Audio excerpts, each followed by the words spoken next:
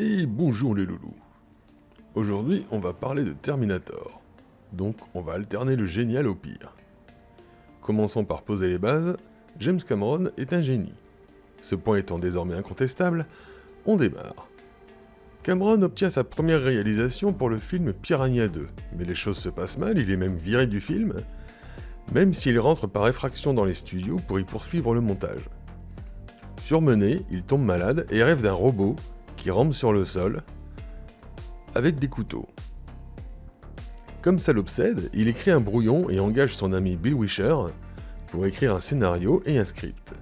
Ils en feront plusieurs versions, retenez bien ça parce qu'on va en reparler. Maintenant, il faut convaincre les studios pour financer ça. Lance Henriksen incarnera le Terminator en mode démonstration pour qu'on puisse visualiser l'idée. Ça suffira à mettre le projet en route.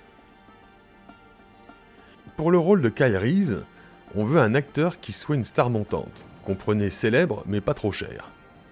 On pense à Schwarzenegger, mais Cameron n'est pas convaincu. En effet, si Schwarzenegger c'est Reese, qui jouera le Terminator qui doit être plus imposant qu'Arnold?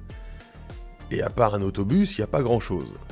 Alors on pense à Sting, et c'est finalement ce beau gosse de Michael Biehn qui héritera du rôle de Reese. Mais la question du rôle pour le Terminator n'est pas résolue. On pense à O.J. Simpson, mais l'idée sera abandonnée au motif qu'il n'est pas crédible en assassin. Il sera accusé d'un double meurtre quelques temps plus tard, et sa non-culpabilité fait encore débat aujourd'hui. On pense à Lance Henriksen, puis à Mel Gibson qui refuse le rôle, et à Stallone qui refusera aussi le rôle. Cameron accepte de voir Schwarzenegger quand même, mais a prévu de lui dire non. Seulement ils s'entendent à merveille, et au terme de cet entretien, Schwarzy sera le Terminator. Pour Sarah Connor, Cameron cherche la girl next door, mignonne mais pas trop, qui sera incarnée par Linda Hamilton. Le tournage commence avec un budget de 6 millions de dollars.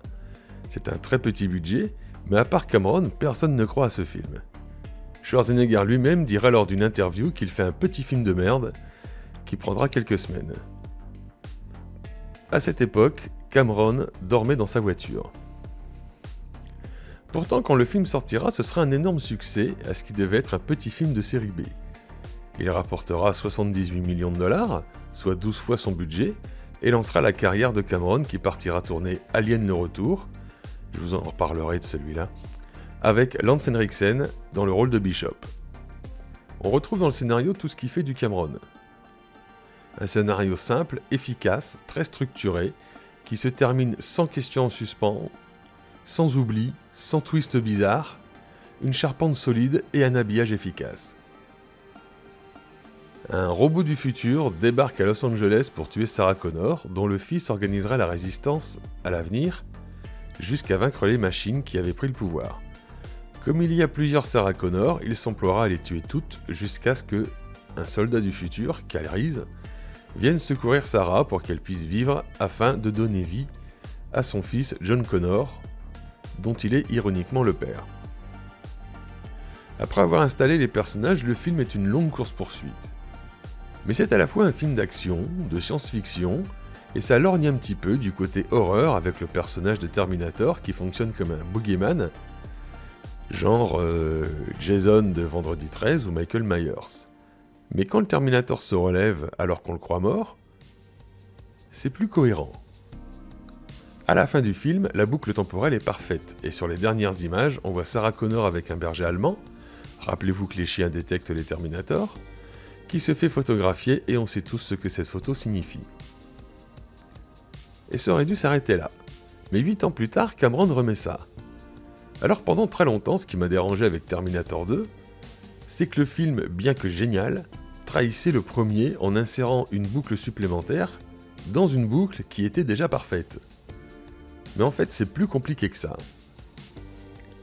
Je vous avais dit que le scénario de Terminator avait plusieurs versions. Dans l'une d'elles, 2 cyborgs débarquaient, dont un en métal liquide, mais cette version ne pouvait pas exister en 84, parce qu'impossible à réaliser à cette époque où on utilisait des effets visuels animatroniques et que le numérique n'existait pas. Alors oui, il y avait eu Tron, mais la technique était beaucoup trop chère. Willow en 88 a tenté des trucs. et le couteau l'Australien dans le film Delicatessen, qui mériterait une vidéo lui aussi, la brèche était ouverte pour le numérique et il y aura 2 chocs visuels pour la maîtrise des effets spéciaux numériques, Jurassic Park, mais juste avant, Terminator 2. Cameron va littéralement sécher tout le monde avec son film. C'est du jamais vu, c'est incroyable, c'est créatif, impressionnant, avec un bon scénario, puisqu'on retrouve une Sarah Connor internée, mais qui est devenue une Valkyrie, une guerrière, en prévision d'un avenir qu'elle connaît, mais tout le monde la croit folle. Et on découvre aussi John Connor jeune, son fils, qui ne la croit pas non plus. Le Terminator que l'on connaît, enfin le modèle qu'on connaît, est renvoyé dans le passé pour sauver John d'un autre Terminator beaucoup plus évolué, en métal liquide. Bref, c'est génial. Mais bien involontairement, ça dégrade le premier film, qui n'est désormais plus qu'un brouillon. Alors le numéro 2 peut être meilleur que son prédécesseur, mais il ne doit pas dénigrer le film d'avant. C'est à ce niveau-là que j'ai eu un souci avec le film. Film que j'adore pourtant. Normalement, c'était Billy Idol qui devait incarner le T-1000. Mais le rocker a eu un accident de moto juste avant le tournage, et puis finalement, Robert Patrick a très bien fait le boulot, en sachant que si sur le tournage tout le monde sympathisait, Robert Patrick s'en était tenu à une discipline particulière, c'était de ne communiquer avec personne. Bon, tout le monde aime ce film, normal, il est quasi parfait. 102 millions de dollars de budget pour un bénéfice de 519 millions. Mais moi, il y a un truc qui me perturbe. Dyson explique qu'ils se sont inspirés des débris de Terminator pour créer Skynet. Ce qui revient à dire que s'il n'y avait pas eu de voyage dans le temps avec le premier film, ils n'auraient jamais pu créer Skynet pour que le Terminator existe. Mais pour que le Terminator existe, il fallait que Skynet existe. C'est un peu confus, mais ça me rappelle quand même pas mal de l'histoire de l'œuf et la poule.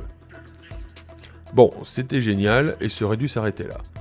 Mais vu le carton, ils ont décidé de faire un 3e épisode. Cameron pense qu'il a tout dit sur le film, donc il s'attelle à un petit film modeste, Titanic. On confie la réalisation à Jonathan Mostow pour cette suite, et franchement, le film n'est pas mauvais. Mais comment dire ? C'est tellement moins bien en tout. On avait atteint un sommet, et là on redescend vers du plus banal. En plus, nous expliquer que l'apocalypse n'a pas été évité mais juste retardé, ça modifie toute la ligne temporelle et ça fout le bordel. Et ça, ce n'est que le début. Sinon, en termes d'originalité, c'est pas fou. On a un Terminator féminin qui sait faire gonfler ses seins. Super. Le film n'est pas mauvais, mais il souffre de la comparaison avec le 2 et ça le rend décevant. Et c'est quelque chose qui va s'amplifier avec le temps. Et donc ça aurait dû s'arrêter là. Mais ils ont fait un 4e film, Terminator Renaissance. Alors le film n'est pas exceptionnel, mais il tente d'être original, et il l'est davantage que le film de Mostow. On décide de raconter l'histoire de la Résistance, donc fini les voyages dans le temps, on est dans le dur, dans la guerre contre les machines, et ensuite John Connor qui essaie de monter son armée pour déclarer la guerre aux machines. Réalisé par McG et interprété par Christian Bale, le film est pas mal, mais souffre de défauts d'écriture et a déçu au box-office. Personnellement, je l'ai trouvé sympa, ça donnait envie de voir une suite, il y avait de bonnes idées qui n'étaient pas toujours bien mises en valeur, mais j'étais content de voir autre chose que des robots qui se baladent dans le temps. Et puis ils ont fait un 5e film. Alors là, comment dire ? Ce film fait détresse avec plusieurs lignes temporelles qui n'ont pas lieu d'exister pour au final nous refourguer une intrigue complètement débile qui n'avait pas besoin de tout ça. J'aime pas faire ça, mais je considère que ce truc n'a jamais existé. Il n'y a rien qui va. C'est un projet qui a été fait à la va-vite dans une urgence qu'on ne lui demandait pas. Donc pour le bien de tout le monde, il faut oublier et ne pas relier ni comparer ce film à Terminator 2. Et d'ailleurs c'est plus ou moins le cas, puisque le 6e épisode renie les épisodes 4 et 5, mais c'est pas pour du mieux. Et ouais, parce qu'il y a eu un 6, Terminator Dark Fate. Alors, si on a le plaisir de revoir Sarah Connor, le film part dans une direction totalement différente. Skynet c'est fini, c'est une autre menace technologique qui risque de détruire l'humanité, une IA nommée Légion. Et dans cette ligne temporelle, Skynet n'existe même pas. Alors c'est sympa parce que c'est bien filmé, c'est spectaculaire, Mais le Terminator n'est pas du tout un personnage principal. C'est un film girl power qui tabasse, ok, c'est cool, mais vu la place du Terminator, on aurait pu s'en passer et faire une histoire qui raconte autre chose en dehors de la licence Terminator. Et puis voir un Terminator qui se trouve une conscience et qui utilise ses capacités pour accrocher des rideaux, j'adhère moyen, vous voyez. Cameron a beau être revenu à la prod et à l'écriture, ça ne fonctionne qu'à moitié. Restent des moments bien badass, dynamiques, bien filmés, toujours sympas. Mais on n'attend pas de la saga de Terminator du sympa. On veut de l'exceptionnel. L'ombre de Terminator 2 plane encore sur le film et ne tient toujours pas la comparaison. La franchise Terminator est un peu comme celle de Predator. Ça commence très fort et puis ensuite on oscille entre le moyen et le mauvais, même si dans les deux cas les derniers épisodes sont à la hausse, sans être à la hauteur pour autant. Alors on dit que Cameron, qui doit s'ennuyer depuis qu'il a fini de tourner ses 5 avatars, va reprendre la franchise pour en faire ce qu'il veut. C'est un gage de qualité, mais est-ce que ce sera suffisant ? Même si j'ai beaucoup d'admiration pour Cameron, je reste sceptique car cette licence m'a apporté du rêve, certes, mais également pas mal de déceptions. Voilà, c'est tout ce que je pouvais vous dire sur cette licence, que j'aime autant que je la déteste. J'espère que ça vous a plu, j'espère que vous avez appris quelque chose. Pour ceux qui veulent en débattre ou entrer dans le détail, je ferai un stream jeudi, encore beaucoup à dire. Et donc moi de mon côté, je vais retourner au travail, et puis en attendant, on fait bisous. À bientôt.